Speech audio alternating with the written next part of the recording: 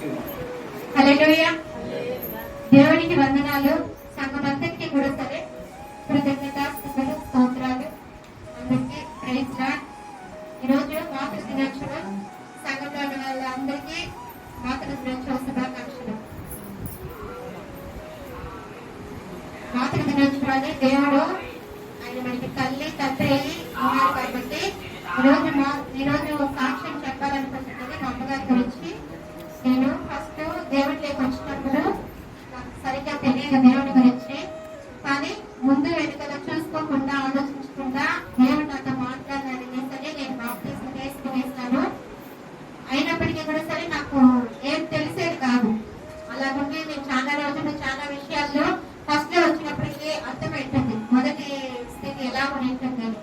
అలా ఇలా కాకుండా ఇలా చేయాలన్నా అలా చేయాలన్నా అర్థం కాకుండా మనలో మనం చాలా ఇదిగా ఉండింటాము. కానీ కొంత దూరం ప్రయాణం అయిన తర్వాత అది సాఫీగా సాగుతుంది.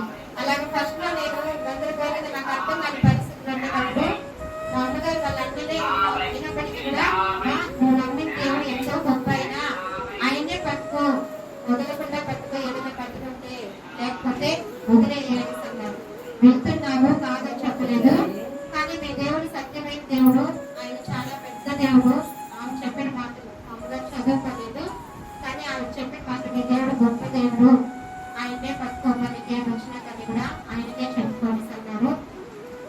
నేను ఈరోజు దేవుడిలో ఉన్నాను, ఇంతవరకు నమ్మకంగా సంఘస్థలందరితో కూడా ఉండగలుగుతానంటే దాంట్లో ప్రధాన పాత్ర మా అమ్మగారికి.